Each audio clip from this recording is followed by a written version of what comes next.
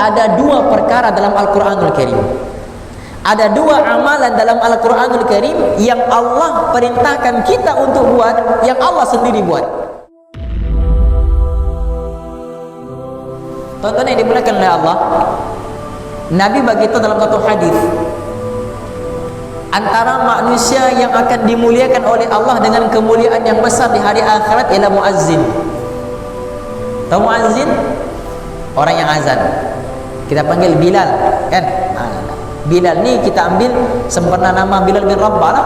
Sebab Bilal bin Rabah lah satu-satunya manusia yang pertama sekali yang dihantar oleh yang dipilih oleh Nabi untuk melakukan azan. Namanya Bilal. Jadi dimuliakan dia sampai sekarang disebut nama Bilal. Bilal bin Rabah. Bilal, orang yang azan dipanggil Bilal. Muadzin lah istilahnya, muadzin lah. Ini orang yang menyampaikan azan, melakukan azan. Nabi begitu nanti di hari akhirat, orang yang melaksanakan azan, yang banyak azan, nanti lehernya akan ditinggikan oleh Allah di padang mahsyar kelak. Wallahu alam, kita tidak tahu apa makna dipanjangkan, ada bukan maksudnya panjang macam zirafah lah, bukanlah. Maksudnya panjang di sini dengan makna semua manusia akan lihat kepada dia nanti di hari akhirat. Maksud panjang dia punya leher ni, Allah panjangkan kemuliaan dan darjat dia. Allah tinggikan dia di suatu maqam, di satu kedudukan, sehingga semua manusia pada ketika itu akan nampak kepada dia. Sebab dia mengangkat kalimah Allah sewaktu di dunia, maka Allah angkat juga kedudukannya di hari akhirat kelak. Maka semua manusia yang berada di padang mahsyar pada ketika itu lihat kepada diri dia. Kenapa Allah muliakan muadzin sehingga sedemikian rupa dengan kemuliaan yang sangat tinggi? Kerana sewaktu di dunia muadzin ini mengajak manusia kepada Allah. Masuk waktu ajak manusia kepada Allah. Masuk waktu ajak manusia kepada Allah. Masuk waktu ajak manusia kepada Allah. Perkara yang paling tinggi di sisi Allah ialah mengajak manusia kepada Allah. Dalam Al-Quranul Karim terdapat banyak perintah Allah Subhanahu wa ta'ala, daripada solatnya, daripada puasanya, daripada zakatnya, daripada hajinya, terlalu banyak. Dan Allah perintahkan manusia untuk buat perkara-perkara itu. Allah tidak bagi tahu yang Allah pun buat perkara yang sama.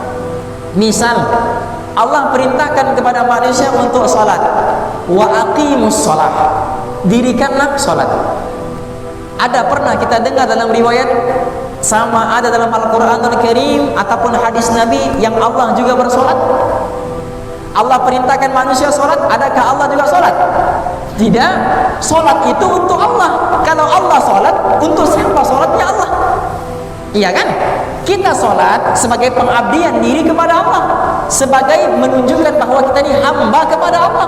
Sebab itu kita solat menyembah Allah. Tapi kalau Allah pun solat, iya, solat Allah itu untuk siapa? Jadi Allah perintahkan untuk solat, tapi Allah tidak solat. Untuk apa Allah bersolat sedangkan solat itu untuk dia? Kemudian Allah kata, ya ayyuhalladzina amanu kutiba alaikumusiyam kama kutiba alal ladzina min qablikum la'allakum tattaqun. Allah perintahkan manusia untuk berpuasa. Allah perintahkan manusia untuk berpuasa. Adakah Allah berpuasa juga?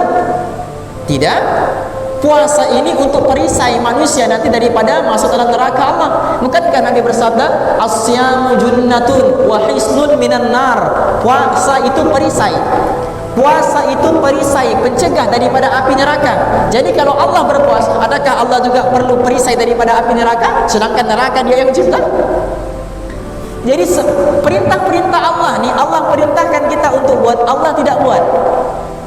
Tetapi ada dua perkara dalam Al-Quranul Karim, ada dua amalan dalam Al-Quranul Karim yang Allah perintahkan kita untuk buat, yang Allah sendiri buat. Yang pertama sekali, salawat.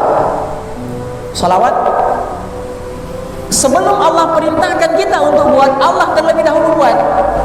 Innallaha wa malaikatahu yusalluna 'alan nabi ya ayyuhalladzina amanu sallu 'alaihi wa sallimu taslima.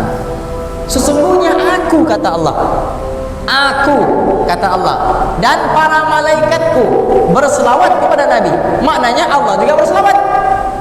Dan ya ayyuhalladzina amanu, wahai orang-orang yang mengaku beriman, berselawatlah kamu kepada baginda sallallahu alaihi wasallam.